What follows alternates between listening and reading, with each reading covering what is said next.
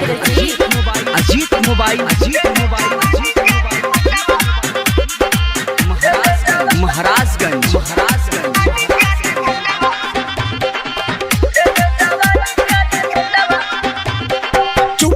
चुमे दे रे पता की चुमे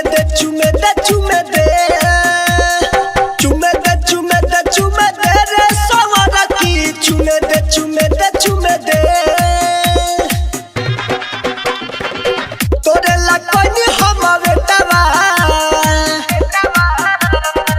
तोरे ला कोई हम बेटवा चुमे दे लाले लाले उठावा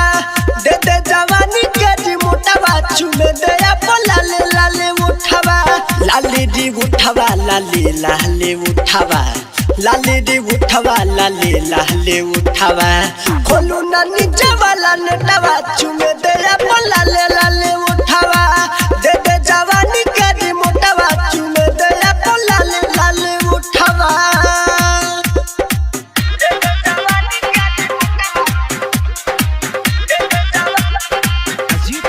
अजीत मोबाइल महाराजगंज नया तू पली बारू चढ़ल जवानी हमरा से गोरी तू करना माना महानी नया तू पली बारू चढ़ल जवानी हमरा से गोरी तू करना माना महानी हमरा से गोरी तू करना माना महानी तो नीचे खाता चॉकलेटवा बोला ना नीचे वाला नटवा चुमे दया बोला लाले उठावा दे दे जवानी के दी मोटावा चुमे दया बोला लाले उठावा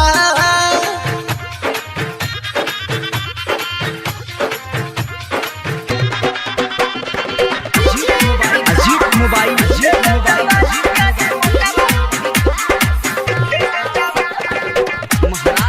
महाराजगंज राइटर प्रिंस राज रहे फेरा में सुबह सुंदर जी तो बोलवले डेरा में राइटर प्रिंस राज रहे फेरा में सुबह सुंदर जी तो बोलवले डेरा में दे दे जवानी के रिमोटवा दे दे जवानी के रिमोटवा चुमे दया बोला लाले उठावा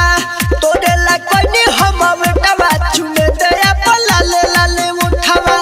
कहियो बच्चा के बाबे मोटावा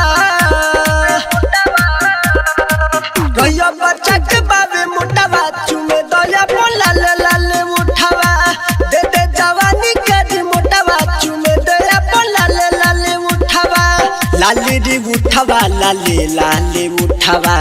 लाले रे उठावा लाले लाले उठावा दे दे जवानी के रिमोटवा चुमे दया बोला